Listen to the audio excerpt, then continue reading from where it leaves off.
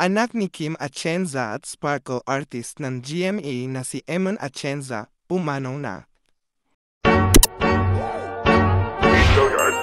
I got so much motherfucking design on right now.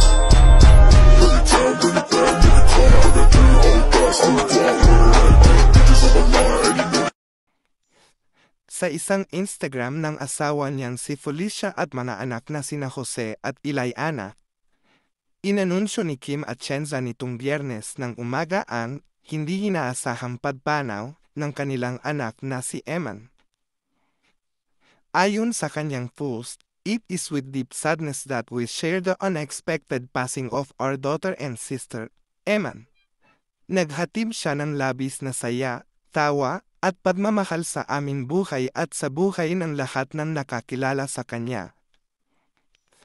Habang inilarawan si Eman bilang isang taong marunong magparamdam sa iba na sila ay nakikita at napapakinggan. Hindi siya natakot ibahagi ang sarili niyang paglalakbay patungkol sa kalusugang pangkaisipan. Ang kanyang katapatan ay nakatulong sa marami upang hindi maramdaman ang pag-iisa.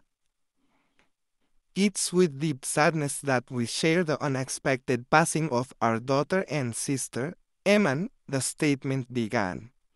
"She brought so much joy, laughter, and love into our lives and into the lives of everyone who knew her," they continued, as they described her as someone who made people feel seen and heard.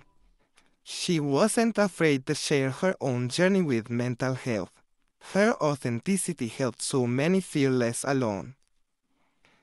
Hiniling ng pamilya Atienza sa kanilang mga taga-subaybay na ipagpatuloy ang manakataniyang ipinamalas ni Eman sa kanyang buhay, habag, tapang, at dagdag na kabutihan sa araw-araw.